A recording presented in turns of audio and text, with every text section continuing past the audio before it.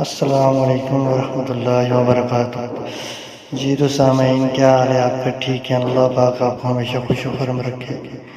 آج ایک واقعہ آپ کے ساتھ شیئر کرنے جا رہا ہوں۔ میں ایک واقعہ ہے، یہ صحابہ کرام رضی اللہ تعالیٰ عنہ کے دور کا واقعہ ہے کہ ایک شخص جو مسلمان نہیں تھا وہ صحابہ کرام کے پاس آیا اور کہنے لگا کہ میں ایک سوال پوچھنا چاہ رہا ہوں، تو مجھے اس کا جواب دو۔ تو صحابہ کرام رضی اللہ تعالیٰ عنہ نے کہا کہ جی آپ پوچھیں سوال، آپ کو اس کا جواب ہم دیں گے۔ تو اس شخص نے بڑا ہی عجیب ایک سوال کیا۔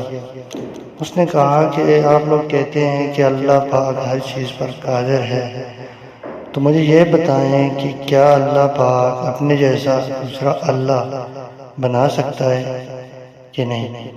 تو صحابہ کرام سب حیرت میں تھے کہ یہ کس طرح کا حیرت انگیز سوال اس نے پوچھا ہے۔ تو صحابہ کرام رضی اللہ تعالیٰ عنہ نے کہا کہ اس کو ہم حضرت علی رضی اللہ تعالیٰ عنہ کے پاس لے کر جاتے ہیں، تو ان سے جا کر یہ سوال کرے تو پھر دیکھتے ہیں اس کا کیا جواب ملتا ہے۔ پھر ایسا ہوا کہ اس شخص کو لے کر حضرت علی رضی اللہ تعالیٰ عنہ کے پاس چلے گئے۔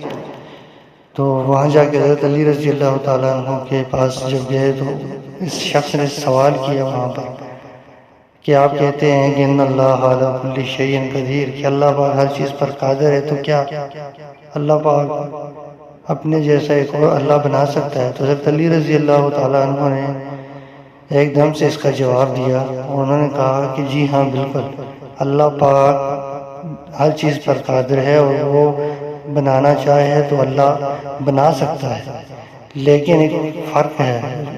انہوں نے کہا کہ جس کو اللہ پاک بنائے گا وہ اللہ کی مخلوق میں سے ہوگا۔ اللہ تو بن جائے گا لیکن وہ اللہ مخلوق میں سے ہوگا، وہ خالق نہیں ہوگا، وہ مالک نہیں ہوگا، وہ مخلوق میں سے ہوگا۔ اور یہ سوال، اس کا جواب سن کر سب حیرت انگیز رہ گئے، اور حضرت علی رضی اللہ تعالیٰ عنہ نے بڑی خوبصورتی سے اس سوال کا جواب دیا اور اس بندے کو مطمئن کیا اس پر۔ السلام علیکم ورحمۃ اللہ وبرکاتہ۔